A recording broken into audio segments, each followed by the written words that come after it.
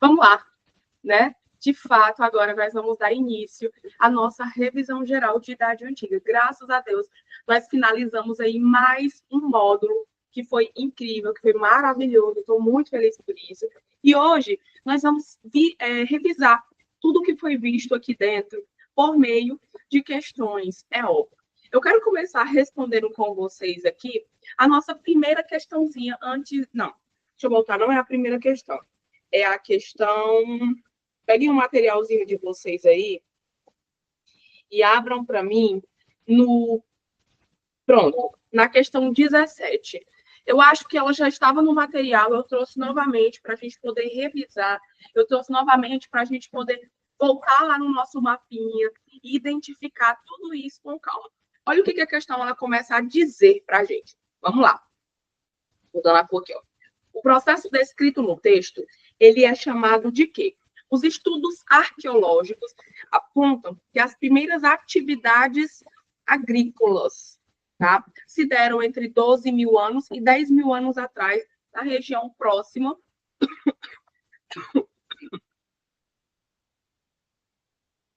Desculpa, gente.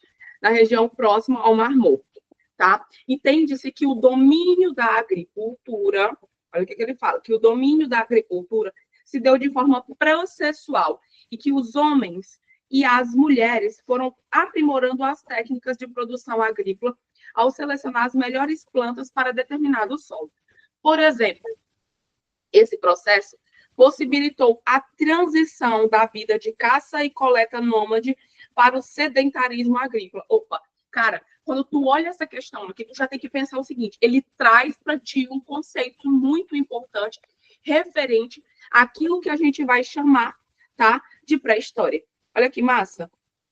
Aquilo que a gente vai chamar de pré-história. Então, vamos dar uma pausa aqui na questão, que é a questãozinha 17, e vamos lá para o nosso mapinha, para a gente revisar essa partezinha de pré-história. Gente, o material não ficou tão bem feito, porque não foi a Nath que fez, fui eu. Então, vocês me perdoem aí, tá?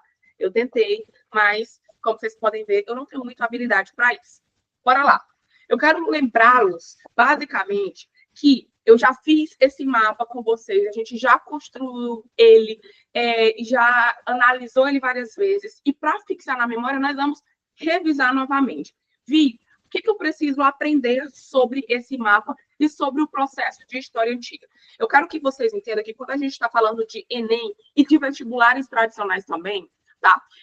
Basicamente, a gente não vai ter uma prova que vá cobrar de ti um assunto separado, como eu já falei para vocês várias vezes. Não existe uma prova de história, de geografia dentro do Enem. Existe uma prova de ciências humanas. Então, tu entender esses processos geográficos, tu entender basicamente a geografia, a localização, cara, isso é muito importante. Por que eu estou falando para vocês sobre isso? Eu quero que vocês olhem agora o mapa e nós vamos identificar aqui um dos nossos primeiros continentes, que é a África. Então, grifem aí, novamente, a África. Vi, por que nós vamos começar a analisar, dentro desse primeiro processo, o continente africano? Pronto, coloquem assim, África. Essa caneta aqui ficou legal. África. Aceitando aqui o pessoal. Porque aqui dentro da nossa regiãozinha africana, sobretudo daquilo que eu vou chamar de Etiópia, tá? Em qual período vi? Lá no período que eu vou colocar aqui, chamado de Paleolítico, que nós vamos ter agora o surgimento e o desenvolvimento dos primeiros hominídeos dentro da nossa sociedade, dentro da história. O que a gente precisa entender um pouquinho sobre o período paleolítico? Todas as vezes que nós estamos falando do período paleolítico, nós estamos falando também de um período que ele é denominado de pedra lascada. Pedra lascada. Vi, por que ele passa a ter esse nome? Calma que eu vou explicar. Eu falei para vocês que tinha algumas características que era muito importante a gente entender dentro desse processo.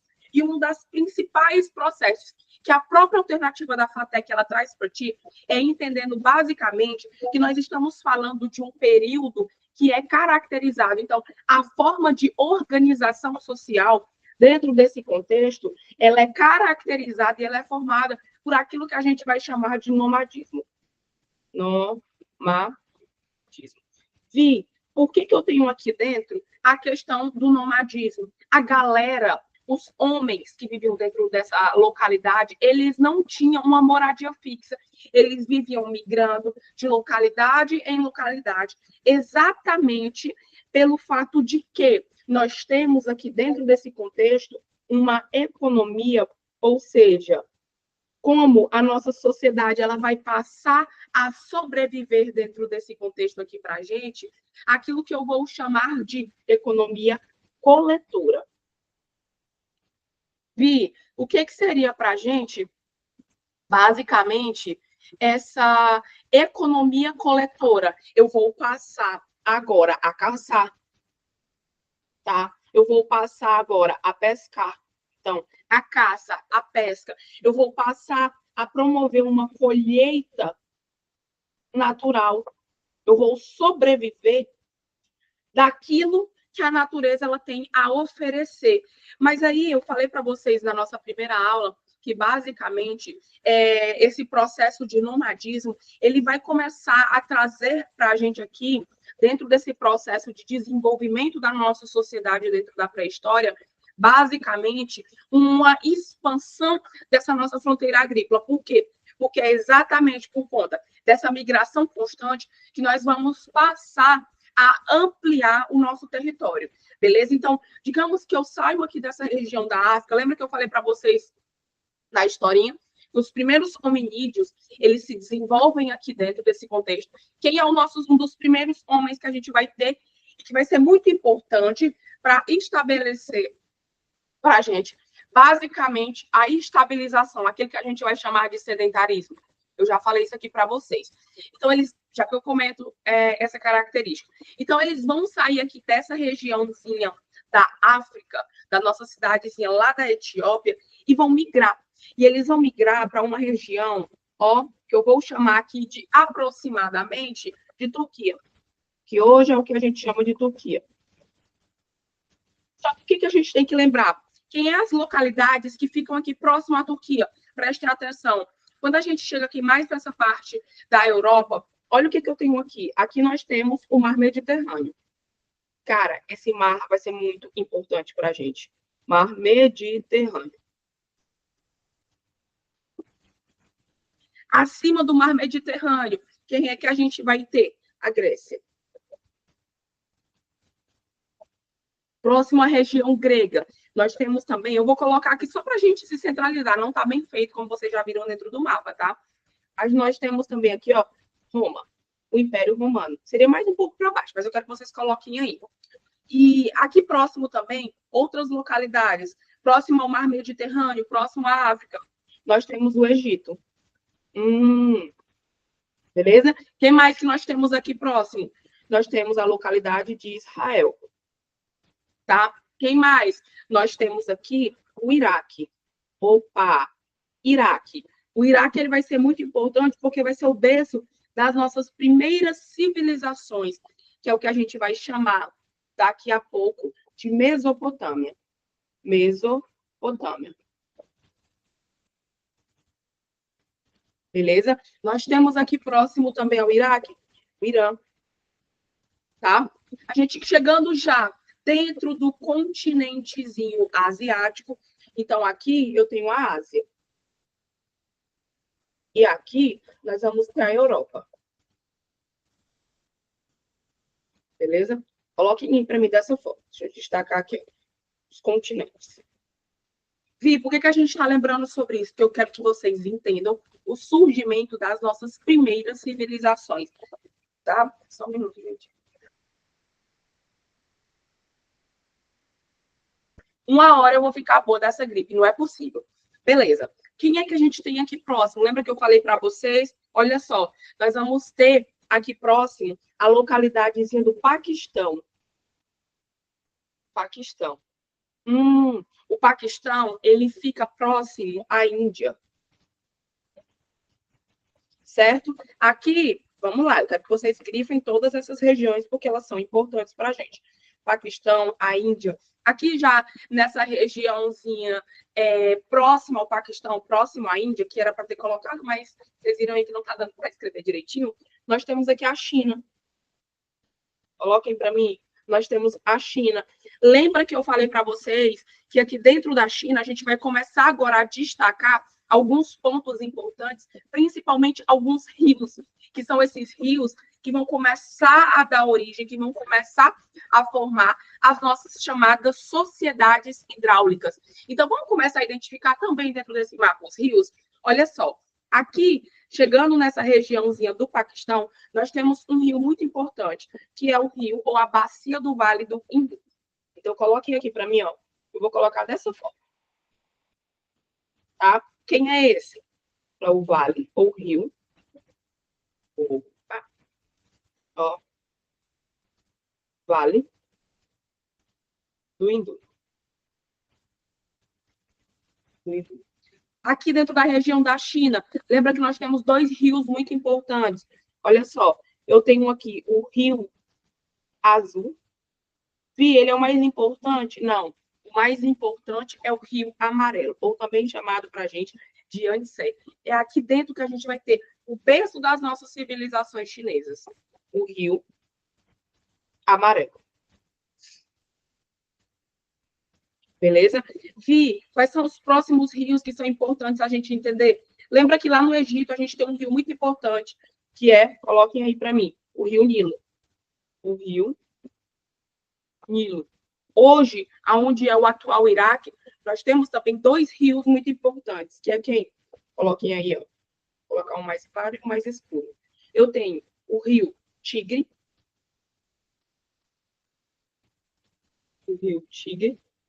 e o rio Eufrates. Dentro dessa regiãozinha, tá? Por que a gente está falando sobre isso? Porque, só um minuto, gente. Eu acho que eu tô com uma tosse alérgica, que eu já tô, graças a Deus, tô muito bem da gripe. Mas ontem eu tive uma crise ontem, foi horrível. Mas, enfim, o que a gente vai começar a analisar? Qual é o rio mais importante para a África? Não, dentro da África, sendo bem honesta contigo, a gente não vai ter um rio que seja tão importante nesse momento que vai dar origem a essas civilizações. É por isso que eu não trouxe para a gente. Só que depois a gente vai ter uma aula específica sobre o continente africano. Não se preocupem em relação a isso, que eu vou explicar um pouquinho da geologia, a gente vai entender também como é que funciona os desertos, a gente vai entender todo esse processo bem aprofundado, tá? Mas nesse primeiro momento eu quero que a gente decore somente, que vocês aprendam somente esses aqui, da Mesopotâmia, o Rio Nilo, o Rio Tigre, o Rio Eufrates, o Vale do Hindu, o Rio Amarelo e o Rio Azul, tá? Na África, não. Por que eu estou falando que a África, nesse primeiro momento, ela não é tão importante para a gente analisar todas essas características? Porque a África, o desenvolvimento lá da pré-história, desse período chamado de Paleolítico, ele é marcado, sobretudo, por constantes migrações. A gente não vai ter a formação das civilizações em torno desses rios, como nós teremos aqui dentro da Europa, como nós teremos dentro do continente asiático. Tranquilo? E aí, galera, eu falei para vocês em aula, então, que eu vou começar agora a promover um processo de migração. E aí eu vou chegar na regiãozinha da Turquia.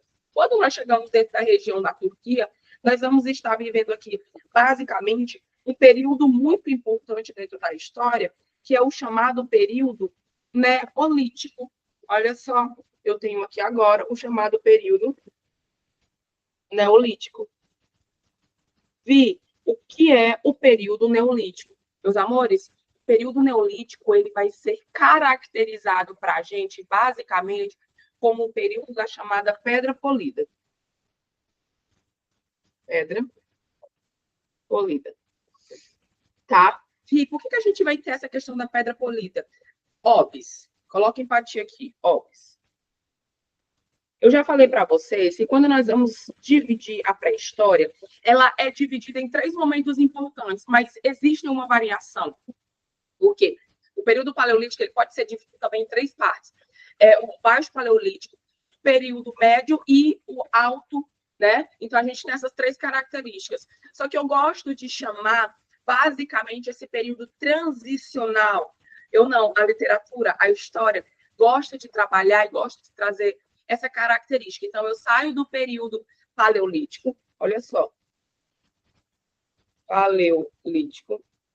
Nós vamos entrar dentro de um período transicional que é chamado de mesolítico, tá? E vamos passar agora para o nosso período que ele é chamado de neolítico. E é aqui que eu quero trazer a observação para vocês. Qual é a observação?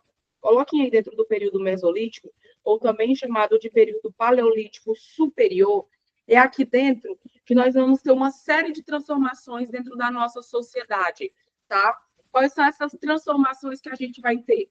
Eu vou passar a ter as chamadas transformações culturais. Transformações culturais. Vi que essas transformações culturais que a gente vai ter aqui. Pronto, eu quero que vocês entendam que é dentro desse contexto, agora, lá no período paleolítico, tá? Nós vamos começar a desenvolver toda uma organização social. Coloquem para mim aqui, ó. Nós temos uma chamada organização social. E essa organização social, ela é pautada e ela é desenvolvida naquilo que eu chamei para vocês de uma organização social familiar. Beleza? Uma organização social familiar. E o que é essa relação social familiar? Dividida para a gente, promovendo para a gente uma divisão social. Lembra que é uma sociedade em que a gente passa a ter agora relações endogâmicas. É dentro desse contexto, dessas relações endogâmicas entre parentes, que a gente tem basicamente casamentos consanguíneos, muitas mutações acontecendo aqui dentro, até que um determinado período da história vai surgir um homo, que é chamado para a gente, tá, de Cro-Magno. Beleza? Magno. Por que esse homem ele passa a ser importante? Lembra que eu falei para vocês que vai ser um dos primeiros homos da nossa sociedade que vai ter o telencéfalo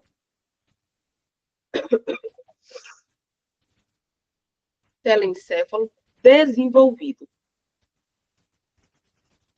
Por que isso aqui vai ser importante? Porque a partir do desenvolvimento desse telencéfalo, nós vamos passar a ter dentro da nossa sociedade agora esses homens um controle sobre o comportamento humano. Então, eu vou passar a controlar as minhas emoções, as minhas características, tá? Então, eu vou passar a controlar tudo à nossa volta. Cara, e isso vai ser muito, muito, muito, muito, muito importante. Por quê? Porque aqui dentro do período mesolítico, também a gente pode encontrar nas provas como chamado período paleolítico superior, é que nós vamos ter uma descoberta muito importante, que é a descoberta do fogo. Ó, descoberta do fogo. E a descoberta do fogo, ela vai começar a transformar essa sociedade. De que maneira, Vi? Exatamente fazendo com que a gente possa domesticar esse fogo. Então, nós vamos ter a domesticação do fogo. E o que significa domesticar o fogo? Eu vou começar a manuseá-lo. Lembra que antes, no período paleolítico, a gente vivia em constante migração porque eu precisava me alimentar, eu precisava alimentar a minha família, e como eu não tinha todo esse desenvolvimento de produzir o meu próprio alimento, eu tinha que estar em busca do meu próprio alimento, tá? E aí, a descoberta e a domesticação do fogo vai ser muito significativa, porque a gente vai começar agora a trazer essas transformações culturais e sociais, ou seja, eu vou começar a promover novos instrumentos, que eu já mostrei isso para vocês em aula, novos instrumentos, tá? É aqui dentro desse contexto que a gente vai começar a promover também e a trazer o desenvolvimento das pinturas rupestres.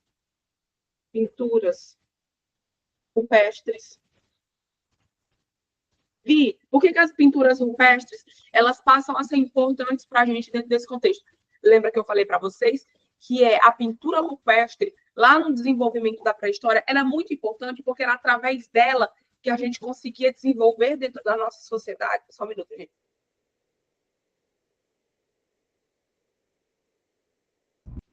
Desculpa. Foi graças a ela que a gente começou a desenvolver a linguagem. Ela era utilizada como uma forma de comunicação, além de ter também fins mágicos, né? Que a gente costumava chamar dessa forma. Então, eu comecei agora a produzir, de certa forma, através da descoberta e domesticação desse fogo, a promover dentro da nossa sociedade, galera, simplesmente uma cozimento dos alimentos. Então, ele permitiu com que todos os alimentos eles pudessem ser modificados. Então, a gente passou a cozimento dos alimentos.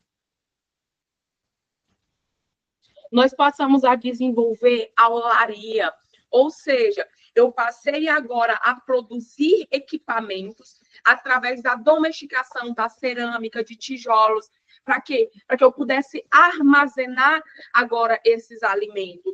E todas essas características, elas passaram a promover algo muito importante dentro da nossa sociedade, que é a redução do nomadismo. Nomadismo. Eu passei a reduzir esse processo de migração cada vez mais constante. E por que isso, Vi? É exatamente aqui dentro do período neolítico, que a gente vai passar até agora, ou também chamado de período da pedra polida, nós vamos passar até agora uma chamada revolução agrícola. Uma revolução agrícola. Tá bom? E por que essa revolução agrícola ela vai ser muito importante? Nós vamos ter o desenvolvimento da agricultura agora. Eu vou conseguir produzir o meu próprio alimento. E a nossa economia, que antes era uma economia coletora, eu tinha que colher os alimentos para me poder produzir, agora eu vou passar a produzir os alimentos. A gente tem essa transformação de uma economia coletora para uma economia produtora. E para produzir esses meus alimentos, olha que legal, o que eu vou precisar? Eu vou precisar de uma terra e, para além da terra, a gente vai precisar de água, tá? Para desenvolver cada vez mais a agricultura dentro desse contexto. E é por isso, tá? É por conta dessa característica que nós vamos passar até aqui dentro dessa economia produtora um ponto muito importante. Primeiro, eu vou começar a promover uma produção de excedentes. Então, se eu vou produzir em grande quantidade e vai sobrar, eu preciso armazenar, certo? É aqui que a gente tem agora, cada vez mais, o desenvolvimento da cerâmica. Lembra das expressões artísticas que eu falei para vocês na nossa aula, tá? Eita, Jesus.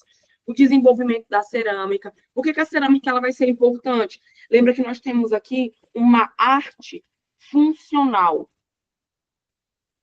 Eu vou produzir não com fim artístico, mas com fim de funcionalidade. Ou seja, para armazenamento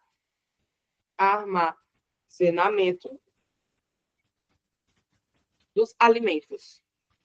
Armazenamento da água. Dos alimentos. Beleza? Outra coisa que a gente vai começar a analisar aqui dentro desse contexto, os animais, eles vão passar a ser domesticados, exatamente para trabalhar dentro dessa terra. Lembra da atração animal? Nós vamos começar a promover uma divisão social do trabalho aqui também. As relações que antes eram endogâmicas, elas vão se transformar agora em relações exogâmicas. Por quê? Porque imagina comigo que eu e a minha família, nós vamos passar a estabelecer morada próximo a essas regiões aqui do Rio Tigre e do Rio Eufrates. Só que ao mesmo tempo que a minha família vai chegar, a família da Isa vai chegar, a família da Thay vai chegar, a família da Ingrid vai chegar. Então, nós vamos começar a promover ali o desenvolvimento das nossas primeiras tribos, tá? E essas primeiras tribos vai fazer com que, eu vou ter uma relação, eu vou me casar com um parente da Isabel. Olha só, então eu vou deixar de ter essas relações endogâmicas e passar a expandir, o que vai ser muito legal, porque o casamento consanguíneo, ele gera mutações, a gente vai diminuir essas mutações dentro da nossa sociedade. Então, consequentemente, a nossa sociedade ela vai passar a ser ampliada. Então, a gente tem o aumento da população dentro desse contexto. E lá no final do período paleolítico também, nós vamos passar a ter o desenvolvimento da metalurgia. Por que a gente vai passar a ter o desenvolvimento aqui da metalurgia? Vamos lá para uma parte importante? Eu quero que vocês entendam, eu deixei aqui um mapinha para vocês. A pré-história, ela passa a ser dividida, então, no período paleolítico, no período neolítico e na chamada Idade dos Metais, tá? O que a gente precisa saber sobre essa Idade dos Metais? É aqui que a gente vem com um ponto muito importante. Meus amores, nós vamos passar até a utilização e principalmente a substituição de alguns metais pelo ferro. E isso vai ser muito importante, porque o ferro, ele é fácil, coloquem aí, ó, ele é fácil de manusear. Manusear, tá? Então, eu vou começar a promover aqui também o aumento das trocas comerciais. Vi, por que a gente passa a ter o aumento das trocas comerciais? Porque é aqui dentro do período neolítico que nós vamos começar a promover dentro da nossa sociedade, com essa chamada revolução agrícola, tá? A produção de excedentes. Produção de excedentes. De excedentes. Olha a transformação que está acontecendo dentro da nossa sociedade. E aí nós vamos começar a formar para a gente agora as primeiras cidades-estados, tá? Cidades-estados organizadas, que lá naquele contexto nós vamos chamar elas de tribos.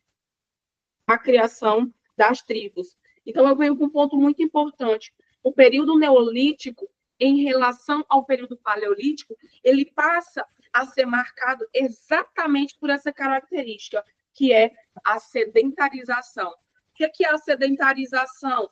É basicamente a população ela vai deixar de migrar e vai passar agora a estabelecer morada. Coloquem aqui, ó, nós temos o processo de sedentarismo. Sedentarismo. Ou seja, Vi, eu vou passar a estabelecer morada dentro de uma determinada região. E qual é essa região que a gente vai passar a estabelecer morada? Lembrem-se, nós temos basicamente o desenvolvimento de uma revolução agrícola. Então, eu preciso plantar e produzir o meu próprio alimento. Consequentemente, eu preciso de água. Então, como a gente não tem uma tecnologia para levar a água de uma localidade para outra, eu vou começar a estabelecer morada próxima aos rios, para facilitar esse sistema de irrigação. Então, é aqui dentro daquilo que a gente vai chamar do berço das nossas primeiras civilizações sociais, né? Nós vamos começar a promover, de fato, o estabelecimento e o desenvolvimento das primeiras civilizações. Então, a gente tem aqui, ó, as primeiras civilizações. Civilizações, tá? Vamos voltar lá para a questão, o que já dá para a gente responder a questão. Olha o que a questão ela fala para a gente. Então, ele diz que a transição da vida de caça e coleta nômade para o sedentarismo, possibilitando para a gente o aumento populacional em grande escala. Esse processo, ele é descrito, ele é chamado para a gente de quê? De feudalismo ao sistema feudal. Cara, isso aqui vai acontecer dentro da Idade Média. Da Idade Média. Essas características, elas estão acontecendo para a gente na pré-história. Opa! Tá? Coloquem aí. Elas estão acontecendo na pré-história, sobretudo no período, na transição do período paleolítico para o período neolítico. Tá? Então, a letra A, falsa. Letra B, êxodo rural e fuga para as cidades. Também não. Letra C, monocultura ou sistema de plantation. Isso aqui a gente vai ver muito presente lá no Brasil colonial. Nós não estamos falando de Brasil, do Brasil colonial. Revolução Neolítica ou Revolução Agrícola. É exatamente isso. Gente, falou de agricultura transgênica, a gente está falando basicamente do desenvolvimento da nossa sociedade atual. Então, é óbvio que isso não pode ser, tá? E aí, galera, até aqui, alguma dúvida, alguma pergunta? Ficou de boa? Ficou claro?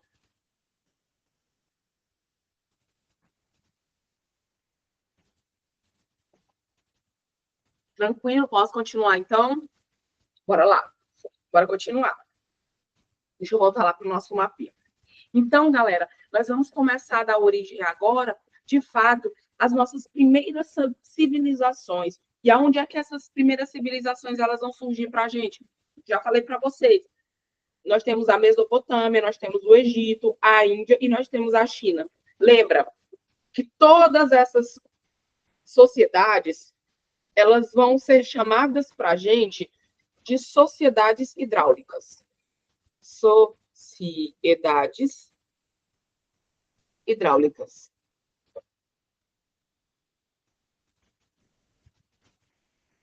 Tá? As nossas sociedades. Fia, a Revolução Verde, exato, minha princesa, ela está ligada, sim, à Revolução da Transgenia, exatamente porque a gente vai passar por uma série de transformações e esses transgênicos vão começar, de certa forma, a poluir o nosso meio ambiente. Então, essa Revolução Verde, ela vem para diminuir o impacto da biotecnologia. Tá? Então, eu começo a aumentar a produção no campo na primeira revolução, surgimento da transgenia, e a segunda revolução, ela vai ser uma revolução verde ecológica, para diminuir os impactos que a primeira revolução ocasionou. Certo? A gente vai ver isso aí dentro de geografia.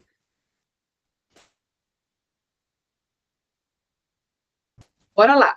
Bora continuar, então, e entender um pouquinho a respeito do surgimento das nossas primeiras civilizações. Nós temos aqui aquele mapinha que vocês já conhecem, que é um mapinha de quê? Um mapinha, basicamente, daquela regiãozinha ali do continente asiático, do nosso chamado modo de produção asiático. Vi, quem é que eu tenho aqui? Olha que massa. Nós vamos ter, dentro dessa localidade, o Egito. Então, grifem aí para mim. Quem é essa parte? É o Egito. Egito. E dentro do Egito, lembra que eu falei para vocês que nós vamos ter um rio muito importante? Quem é? O Rio Nilo. Ó, nós temos aqui o Rio Nilo. Surgimento das nossas sociedades hidráulicas. Quem é que a gente tem próximo ao Rio Nilo aqui? Grifem para mim, ó. Tá vendo essa regiãozinha bonitinha aqui, ó? Pronto. Essa regiãozinha é o que a gente vai chamar de Israel. Essa aqui é a regiãozinha de Israel. Coloquem aí. Quem é a próxima região que a gente tem? Próximo a Israel aqui, ó, nós temos uma outra localidade que tem muito conflito lá, a Síria. Vi, e quem é que fica próximo à Síria? Olha, a chamada Mesopotâmia, vamos falar assim? Quem é a regiãozinha da Mesopotâmia, Vi? Nós temos aí o nosso, hoje, que é aquilo que a gente chama de atual Iraque. E dentro dessa regiãozinha do atual Iraque, nós vamos ter dois rios muito importantes. Quem são os rios importantes aqui dentro desse contexto? É o rio Tigre e o rio Eufrates. De boa?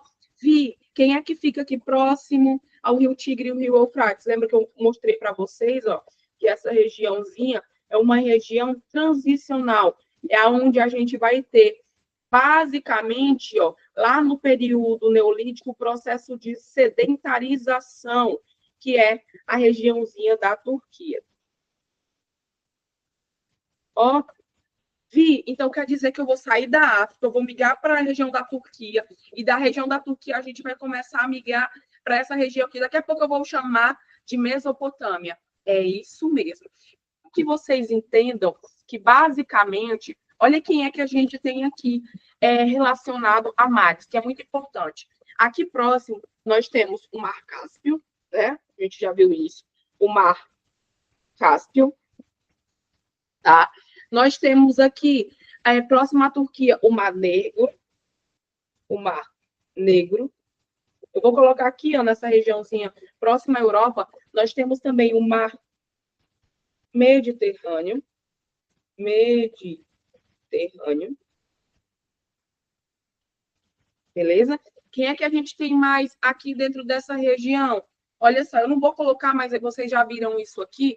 Nós temos abaixo a Arábia Saudita, o Irã, o Estreito de Hormuz, gente, que fica aqui localizado dentro dessa região, e a cidadezinha de Hormuz, o Estreito de Hormuz, que é muito importante.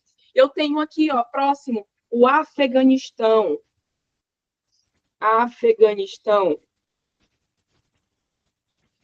Tá? Próximo ao Afeganistão, nós temos a regiãozinha do Paquistão.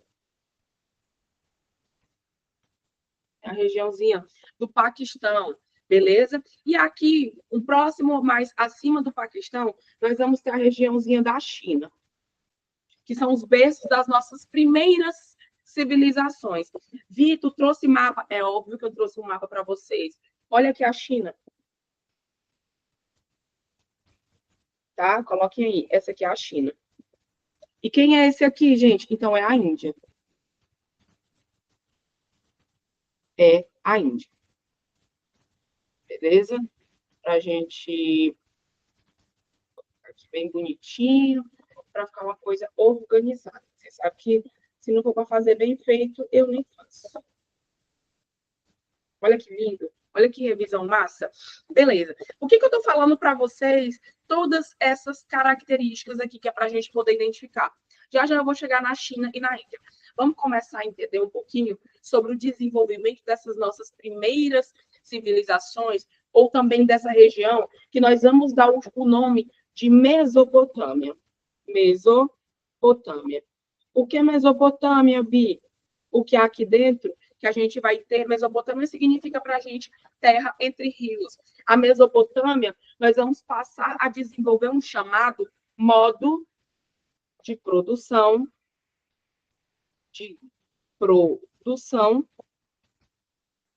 asiático. Que é esse modo de produção asiático? Lembra que eu falei para vocês que vai ser um conceito que Karl Marx, lá no século XIX, ele vai trazer para explicar para a gente, basicamente, as diferenças entre a Europa e o Oriente Médio. Então, o que eu já começo a perceber? Que, basicamente, a Mesopotâmia, esse modo de produção asiática, vai ser como a nossa sociedade, ela vai passar a se organizar. E quais são essas características que nós vamos ver? Vamos lá para o nosso resuminho? Eu quero que vocês entendam. Olha só. A Mesopotâmia é uma localidade que vai ser caracterizada pela junção e construção de vários povos, tá? Mas eu vou já explicar isso para vocês aqui. O que a gente tem que ter, então? O período transicional entre aquilo que a gente vai chamar de pré-história para a história, ele vai ser caracterizado, ele vai ser marcado pelo surgimento e uso da escrita. E a gente também tem agora a formação desse Estado centralizado, ou seja, nós vamos passar a formar o chamado modo de produção asiático. Vi, o que eu preciso saber sobre esse modo de produção asiático? Nós temos o desenvolvimento das nossas chamadas sociedades hidráulicas. Sociedades hidráulicas. Tá? Nós temos aqui o desenvolvimento dentro dessas primeiras dessas civilizações, uma sociedade que vai ser caracterizada e que vai ser formada para a gente por uma fragmentação. Ou seja, nós temos uma sociedade estratificada, com ausência de mobilidade social nesse primeiro contexto. Nós temos uma sociedade marcada também por uma economia estatal. Que significa essa economia estatal? O Estado ele vai passar a controlar e a governar e a organizar essa nossa sociedade. E como é que eu vou fazer, basicamente, para dividir e caracterizar essa sociedade estatal? Lembra-se, nós temos, basicamente, por muito tempo, uma sociedade que é vista e dividida de acordo com aquilo que a gente vai chamar de sociedade censitária. Ou seja, quanto mais terras eu tenho, mais poder eu tenho. Então, é uma economia pautada, né, trazendo para a gente como base a agricultura. Então, eu tenho uma base agrícola, certo? E essa base agrícola significa que eu preciso ter terras. Quem é que não tem? E quem não tem terras, Fico, faz o que para sobreviver? Simplesmente trabalha para os que têm terra e eles vão precisar pagar impostos.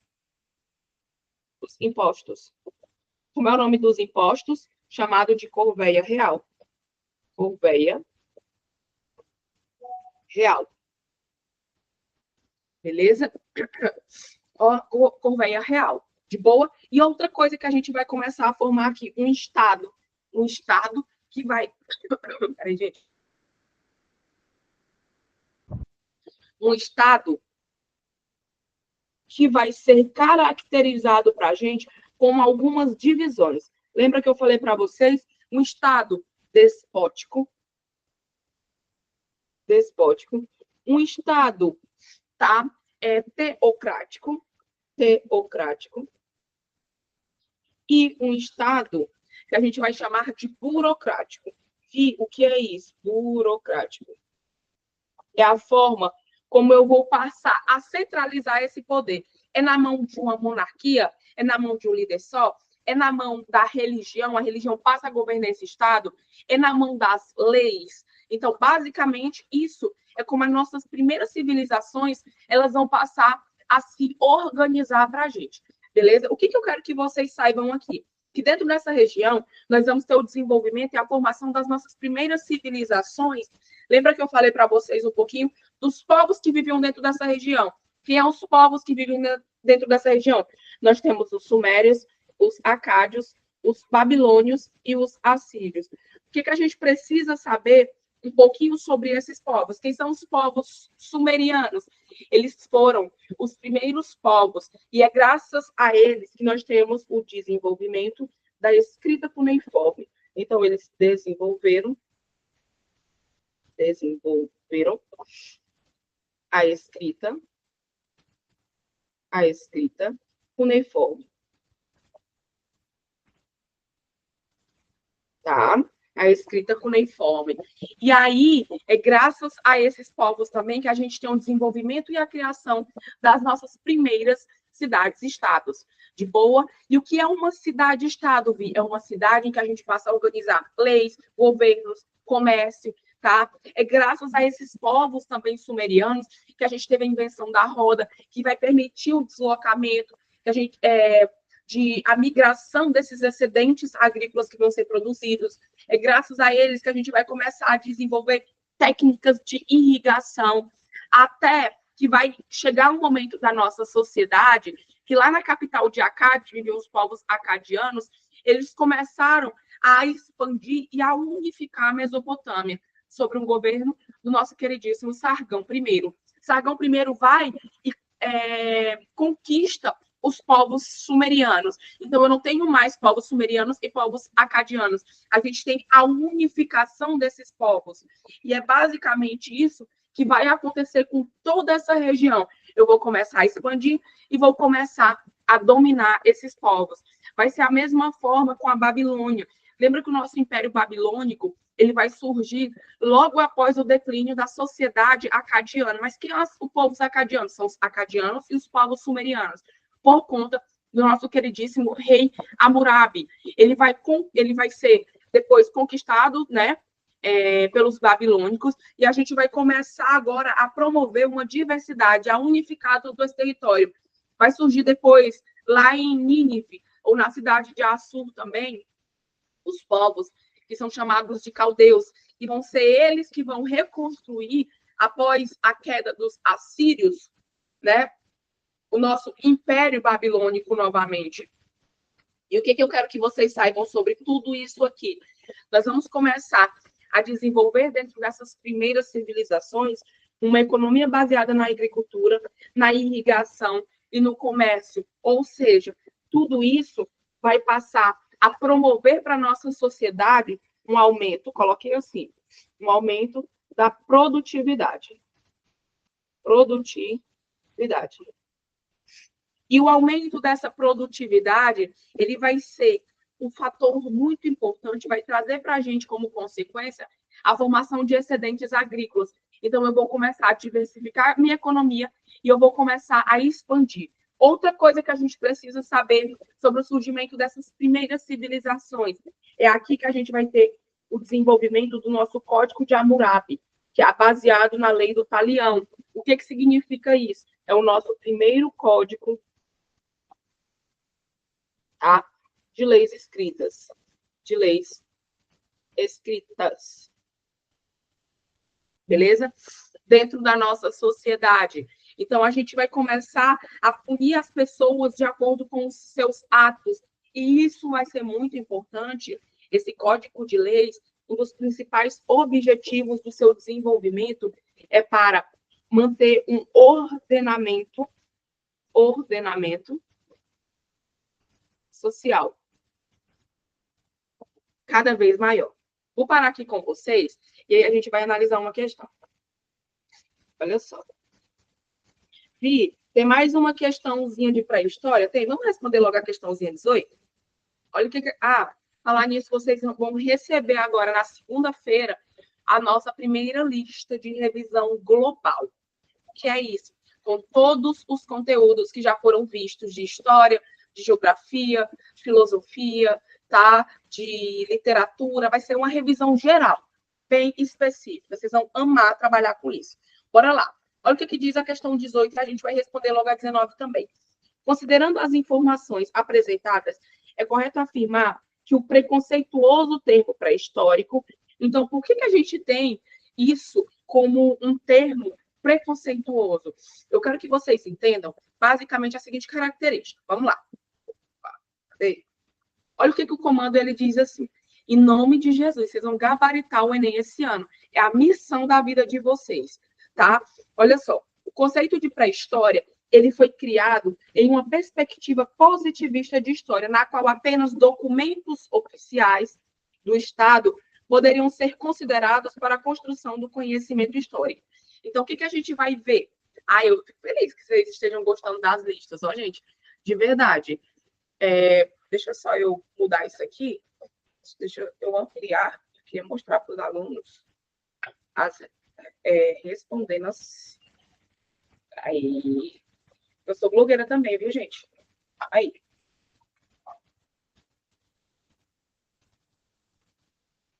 Vamos lá.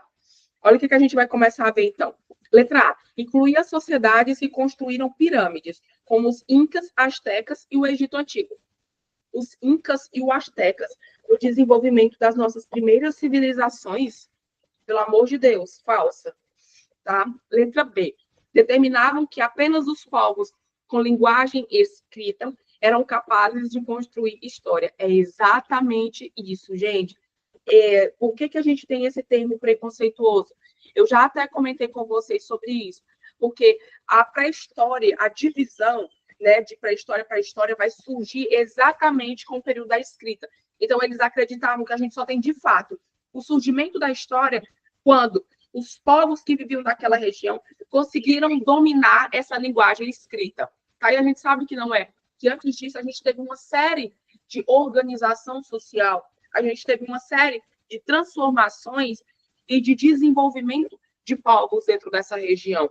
Letra C. Valorizava a história oral como fonte de conhecimento. A oralidade, não. O que a gente tem aqui? O surgimento, primeiro, da escrita. Tá? O surgimento da escrita. Outra coisa que a gente vai começar a analisar aqui, ó. Letra D. Estabelecia como marco temporal o final do nascimento de Cristo no ano 0, iniciando a história antiga. Gente, não é o nascimento de Cristo que vai ser caracterizado para a gente como ano 0, e sim o quê? O surgimento da escrita. E letra E. Englobava apenas o período anterior ao surgimento do Homo sapiens. Nada a ver. Tá? Nada a ver. Então, o gabarito aqui para a gente é a letra B. Lindos do meu coração. Até aqui, alguma dúvida? Tranquilo, posso continuar? Beleza, bora lá. Questãozinha 19. Olha o que aqui diz a questão 19. A respeito do Código de Hammurabi, assinale a alternativa correta. O Código de Hammurabi, ele vai ser o nosso primeiro código, tá? De leis escritas. De leis escritas. Baseado para a gente na lei do Talião. O ano zero é o surgimento da escrita? Sim. O ano zero é o que a gente vai caracterizar e vai chamar de surgimento da escrita, que é a divisão da pré-história para o surgimento da história, e não o nascimento de Cristo. Então, o que diz para a gente o Código de Hammurabi? Letra A, nós vamos ter a lei do Talião, bastante associada ao código. Foi um preceito legal criado exclusivamente pelo rei Hammurabi, sendo, portanto, algo totalmente desconhecido pelo povo babilônico da época. E aí, o que vocês acham? Verdadeiro ou falso? Em nome de Jesus, né, gente? É óbvio que isso aqui é falso. Eu acho que eu não preciso nem explicar, porque está bem óbvio. Segundo, letra B. As 282 leis contidas no Código de Talião. Gente, eu nunca falei para vocês sobre isso, quantidade de leis. Aí ele diz o seguinte: foram compostas para garantir a manutenção e o domínio da classe dominante sobre a casta, denominada de Mavilak, que significa os súditos. Meu Deus, que absurdo. Falsa.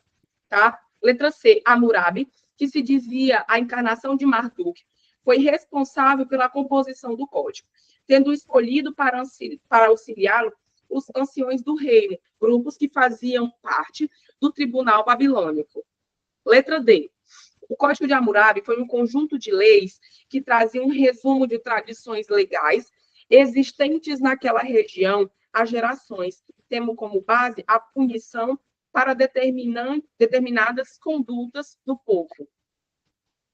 Letra E.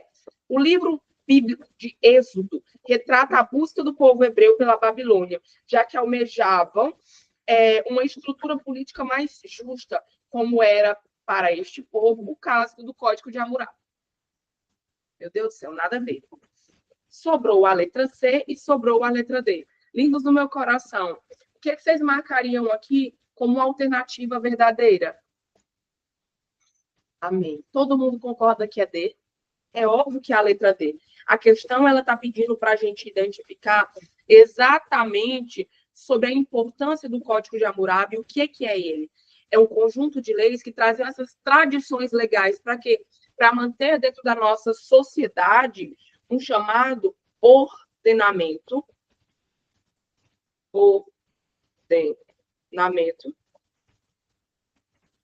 social. Beleza? Bora para mais uma questão. Mais uma. Essa aqui é do Egito, já que eu vou explicar do Egito para vocês. Pronto. Questão 21. Vamos responder a questãozinha 21 junto comigo, tá?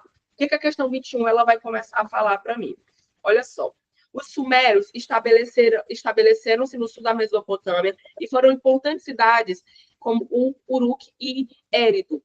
Cada uma das cidades possuía um governo próprio e independente, por isso são chamados de cidade-estado. E aí, verdadeiro ou falso, gente? Por que, tá? Por que vocês acham que é falso? Hã? Por que vocês acham que essa questão ela é falsa? Lindos no meu coração. Eu vou voltar bem aqui uma coisa para me mostrar para vocês. Prestem atenção. Eu vou pegar esse aqui porque já está um mapa bonitinho. Olhem as regiões que faziam parte dos povos sumerianos. Eu tenho a cidade de Uruk, eu tenho a cidade de Ur. A gente tem aqui, que não mostrou dentro do mapa, mas também tem essa cidade de Erido. Como é que é o nome, gente? Ajuda a minha mente agora. A cidade de Erido, é exatamente isso. E ela está correta, ela não está falsa, não. Eles vão se estabelecer para a gente lá no sul da Mesopotâmia, e é graças aos povos sumerianos, eu já falei para vocês, que a gente vai ter a formação das nossas primeiras tribos. Tá? Que daqui a pouco a gente vai chamar de cidade-estado. Cidades-estado. Tá correto, não tá falso, não. Viu, gente? É verdadeiro. Letra B. Segunda alternativa. Os assírios dominaram a Mesopotâmia e fizeram da cidade de Nínive a sua capital. Vou voltar de novo. Olha só, Nínive. O que é que a gente tem aqui? Os povos assírios, né? Ó, Assírio, Nínive, Assur. Preste atenção. Aí ele continua dizendo: criaram táticas de guerra e possuíam um exército poderoso, e deste modo conquistaram terras e povos, formando um grande império. Olha só, o nosso segundo império babilônico sendo formado aqui. Então, a segunda alternativa, ela também é verdadeira. Eu expliquei tudo isso para vocês em aula, tá? Terceiro ponto importante. Sob o comando do rei Hammurabi, os caldeus constituíram um estado unificado e fundaram o primeiro império caldeu. Além disso, criaram um dos códigos de leis escritas da história, o Código de Hammurabi. Lindos do meu coração. Amém. Por que isso aqui está errada? Alguém sabe me dizer? Por que isso aqui está errado? Por conta dessa palavra. Os caldeus. Foram os caldeus? Não. Quem é que foram os povos? Hã? Quem eram os povos? Sumérios, né? Os acadianos, os babilônicos, e aí depois a gente vem para o último povo, que são os caldeus. E não é os caldeus aqui nesse caso, gente. E nem os povos sumérios, gente, preste atenção. São os povos babilônicos. Vi como assim? Oh, Jesus, eu vou mostrar de novo para vocês. Olha só, Babilônia surge após o declínio dos povos acadianos, através do comando do rei de Hammurabi. De boa? Tranquilo. É exatamente isso. O restante está correto? Tá. Somente o nome do povo que está errado. Então, aqui é falso. A gente já tem resposta? Ó, então, eu já elimino essa. Já elimino essa. VVF. Pronto. Gabarito aqui é a letra B. Mas vamos ver as outras? Olha só. Sobre a sociedade mesopotâmica, sacerdotes, nobres e chefes militares ocupavam os cargos mais altos do governo, exercendo forte influência na política e na economia. Claro que isso aqui é verdadeiro. Né? Nós estamos falando da elite daquele período. Tá? Letra última. Os povos da Mesopotâmia dedicavam-se à agricultura, à pecuária e ao artesanato, mas o comércio com outras regiões era escasso. Gente, é óbvio que isso aqui é falso, né? Não era escasso, não, muito pelo contrário. Devido à produção de excedentes, nós vamos começar a desenvolver um comércio cada vez mais aprofundado. Até aqui, de boa?